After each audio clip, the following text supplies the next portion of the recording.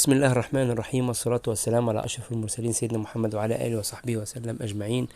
أهلا وسهلا بكم في فيديو جديد، وظائف مختلفة بتاريخ 23/12/2022. مصدرنا جريدة الأهرام زي ما انتم متعودين معانا. في البداية بفكر حضرتك لو لسه مش مشترك في القناة ياريت تشترك وتفعل الجرس وتدوس لايك للفيديو وتعمل شير لكل أصحابك اللي بيدوروا على الشغل ده.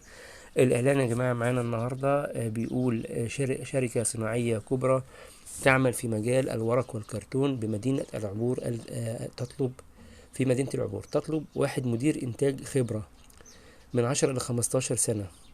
2 مدير صيانة ميكانيكية خبرة من 10 ل 15 سنة.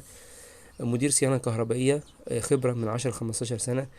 مهندسي صيانة ميكانيكية خبرة 5 سنوات.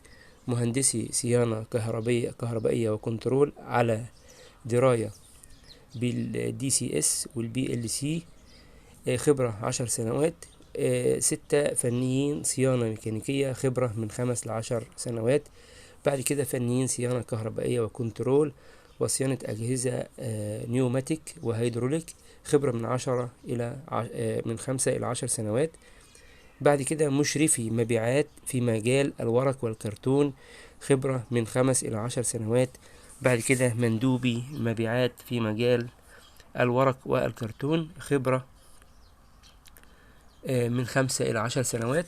يفضل امتلاك سيارة للبند 8 و9. وظيفة رقم 10 رؤساء وردية ومشغلي تحضيرات ماكينة ورق خبرة 10 سنوات.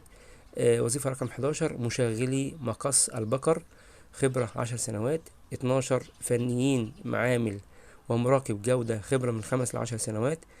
بيقول تقدم الشركة المناخ الملائم للعمل والمرتبات المجزية والتدريب المتواصل. يرسل السي في وصورة شخصية على الإيميل اللي قدام حضرتك في الإعلان، أو ترسل الطلبات على 76 شارع المرغني مصر الجديدة. ده كان الإعلان بتاع النهاردة لشركة في مدينة العبور. مجموعة وظائف مختلفة. نتمنى التوفيق للجميع إن شاء الله، واتمنى ان انتوا تساعدونا نوصل لاكبر عدد من الناس، عشان الناس اللي ما بتشوفش الاعلانات في الجرايد يشوفها هنا ويشوفها عن طريقك انت بعمل شير. في النهاية نتمنى التوفيق للجميع ان شاء الله. شكرا لكم والسلام عليكم ورحمة الله وبركاته.